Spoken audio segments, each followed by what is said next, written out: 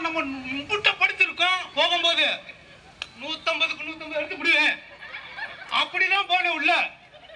ஆனா கேள்வியை வாங்கிட்டு இப்படி திரும்பி பார்த்தேல, ஆர்வமா எல்லாரும் பார்த்துட்டு இருந்தா.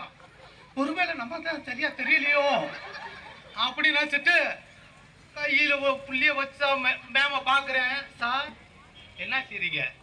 கொஸ்டின்லாம் குறிக்க கூடாது. ஏமா ஓயமா சீட்லயே குறிக்க முடியல, இதுல எப்படி நம்ம கொஸ்டின்ல குறிக்க முடியும்? அப்புறம் கடவுள இருக்கா காளியாத்தா மாரியாத்தா மீனாட்சி அம்மா எல்லாத்தையும் கும்பிட்டு, சார் 10 வருடமா படிச்சிருக்கேன் சார். இங்க இருக்கிறவங்க பூரா இங்க இருங்க 30+, 40+, 50+. இந்த திராவிட மாடல் அரசு எதிர்பார்க்கிறது 60+.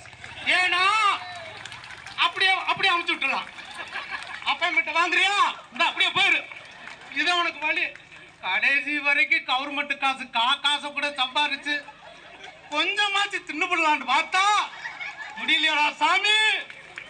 கலைஞரே கலைஞரே, உங்களுடைய மகனுடைய ஆட்சியை நினைச்சு நான் ரொம்ப பெருமைப்படுறேன்.